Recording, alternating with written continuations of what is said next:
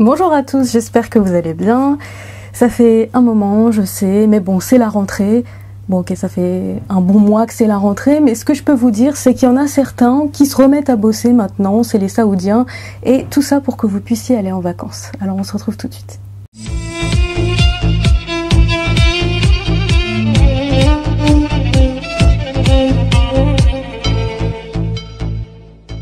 Alors les amis, ça y est, la nouvelle est tombée, l'Arabie Saoudite va officiellement s'ouvrir au tourisme et pour ça, il faut bien le dire, ils ont mis le paquet, on voit bien qu'ils ont mis des moyens dans cette campagne avec un compte à rebours, un teaser, des posts sponsorisés sur les réseaux sociaux et un hashtag Where in the World et aussi une vidéo qu'on va voir tout de suite et je vais vous la commenter. Alors déjà, les images sont très belles. Bon, ça, j'aurais pas pensé à l'Italie personnellement, mais bon. Ah, à ce stade, je sais ce que c'est personnellement. Il y en a peut-être qui auront reconnu aussi. Bon, là, évidemment, la femme qui s'agite les cheveux. Voilà, Where in the World? Saurez-vous découvrir quel est le pays qui se cache derrière? Alors, déjà, si vous aviez vu cette vidéo avant de savoir que c'était l'Arabie Saoudite, vous sauriez quel pays ce n'est pas. Bon, voilà. Mais en tout cas, cette campagne de communication est très réussie. Franchement, faut le reconnaître, les images sont très belles avec l'art du teasing. On vous promet de vous révéler une destination inconnue, be ready to see the unseen, voir ce qui a été inexploré.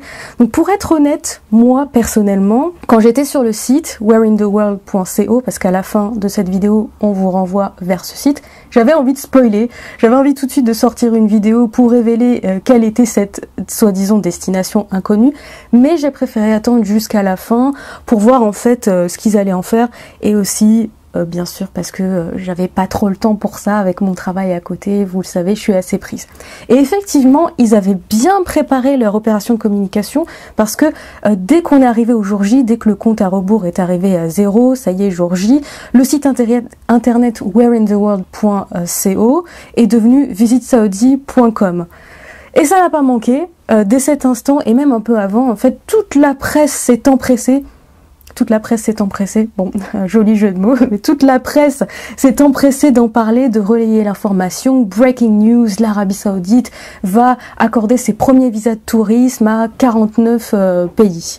Et c'est vrai qu'il y a des sites historiques intéressants, des sites culturels aussi, dont certains inscrits au patrimoine mondial de l'UNESCO, comme Egra, qu'on appelle aussi Madain Saleh ou bien Al-Hijr, qu'on a vu dans la vidéo. C'est même à ce moment-là que j'ai su que c'était en Arabie Saoudite, puisque ce n'était pas Petra. J'en ai parlé dans une vidéo sur les civilisations associées à des pays, et je vous avais dit que en Arabie Saoudite, il y avait Egra, en fait les Nabatéens, la civilisation pré-islamique qui a construit tous ces édifices, s'étalait dans la Jordanie actuelle et l'Arabie Saoudite actuelle. Donc il y a Petra et il y a Egra, qui est moins grandiose, mais tout aussi intéressante à mon avis à visiter. Tout ça, toute cette campagne de communication fait partie du plan Vision 2030 pensé par MBS, Mohammed Ben Salman, le prince héritier de l'Arabie Saoudite, qui vise à diversifier l'économie et à moderniser le pays d'ici l'année 2030, comme vous l'aurez compris. Et vous savez que l'économie de l'Arabie Saoudite dépend en grande partie de la rente pétrolière. Un peu comme les Émirats, par exemple, ils se sont diversifiés.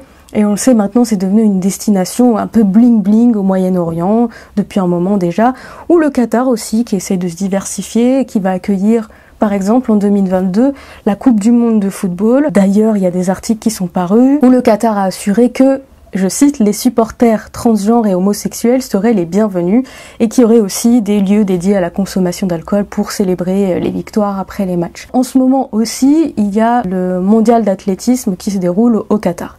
Bref, pour le moment, l'Arabie Saoudite, comme je vous l'ai dit, a des revenus qui dépendent en grande majorité du pétrole, sauf que les réserves ne sont pas éternelles, on le sait, et que vu l'ambiance actuelle autour du climat qui est un peu tendue, How dare you! Le pétrole c'est moyen. En plus de ça, les Houthis ou l'Iran, on ne sait pas, chacun envoie la balle à l'autre camp, ont bombardé des raffineries en Arabie Saoudite, et la compagnie qui exploite ces réserves a annoncé qu'elle avait interrompu la moitié de sa production, donc encore une fois, le pétrole, c'est loin d'être une valeur sûre. En dehors du pétrole, les revenus de l'Arabie Saoudite, ça provient aussi du pèlerinage. Et quand je dis pèlerinage, je parle aussi bien du Hajj, donc le pèlerinage à la Mecque, qui est une fois par an le grand pèlerinage. Mais il y a aussi tous les autres pèlerinages tout au long de l'année qu'on appelle la Umrah. Et au total, ça nous fait 9 millions de pèlerins et une recette, une entrée d'argent de 40 milliards de dollars. C'est loin d'être négligeable. Maintenant, est-ce qu'il faut s'attendre à ce que l'Arabie Saoudite soit le nouveau Dubaï? Alors ça, je ne sais pas. En tout cas, c'est sûr que c'est un objectif. D'ailleurs, si on voit les interviews, la Commission saoudienne du tourisme a pour objectif de faire figurer l'Arabie Saoudite dans le top 5 des destinations mondiales de tourisme, ce qui est très très ambitieux. Alors je ne sais pas si c'est réalisable d'ici 2030 en tout cas, mais c'est très ambitieux. Évidemment que l'Arabie Saoudite prend les Émirats pour modèle, et on sait aussi que MBS, Mohammed Ben Salman, prince héritier d'Arabie Saoudite, est très proche de MBZ, Mohammed Ben Zayed, l'émir de Dubaï et premier ministre des Émirats. On peut s'attendre en tout cas à ce qu'il se passe la même chose qu'entre 2015 et 2016, quand les États-Unis ont rétabli leurs relations diplomatiques avec Cuba, et quand Hassan Rouhani est arrivé au pouvoir en Iran et que l'accord sur le nucléaire iranien a été signé. Il y a eu un regain d'activité touristique dans la région et aussi un bond de l'activité économique. C'est devenu les destinations à la mode pendant ces années-là. Sauf que dans le cas de l'Arabie Saoudite, cette campagne ne tombe pas à un moment anodin, loin de là. D'abord, ça va faire 1 an que Jamal Khashoggi a été assassiné à l'ambassade d'Arabie Saoudite à Istanbul. On ne sait toujours pas ce qu'ils ont fait de son corps et c'est une affaire qui embarrasse grandement le royaume.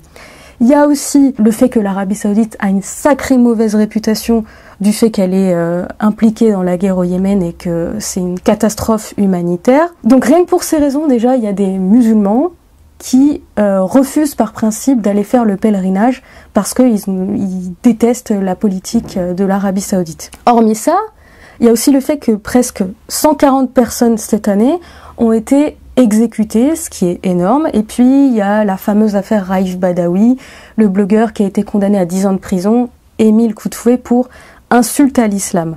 En plus de ça, il y a la condition de la femme, ce qui peut être surprenant quand on visite ce pays et qu'on vient de l'Occident. C'est vrai qu'il y a des progrès, hein, mais ça peut surprendre quand on n'est pas habitué à ce mode de vie. Ce que l'Arabie Saoudite assure de son côté, c'est que les femmes non voilées étrangères seront tolérées, comme c'est le cas déjà par exemple aux Émirats et au Qatar.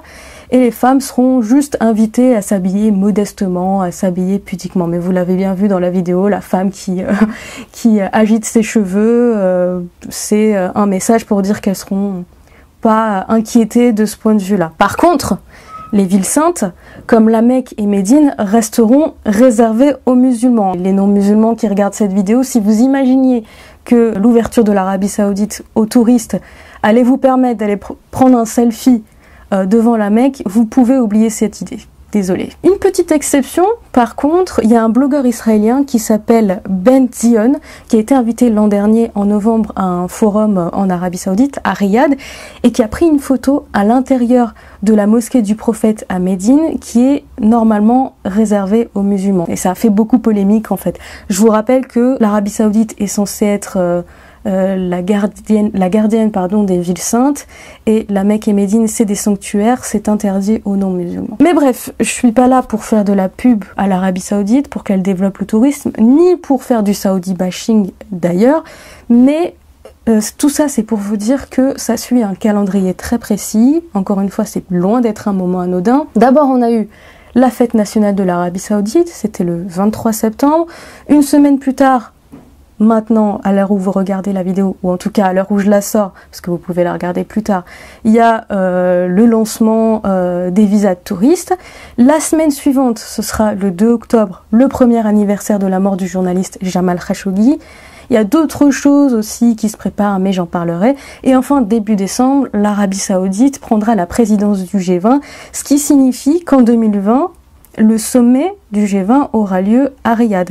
Et puis, pour terminer, il y a aussi le Rallye Dakar, la course de voitures, qui aura lieu en Arabie Saoudite en janvier 2020. Juste petite parenthèse, ça fait déjà une dizaine d'années que le rallye Dakar n'a plus lieu dans sa dernière étape au Sénégal. C'était juste une petite parenthèse. Tout ça fait que les projecteurs seront braqués sur l'Arabie Saoudite, donc le pays a tout intérêt à se préparer et à améliorer son image pour être prête au moment venu. Voilà, j'espère que cette vidéo vous aura plu, vous m'avez manqué, j'espère que je vous ai manqué aussi.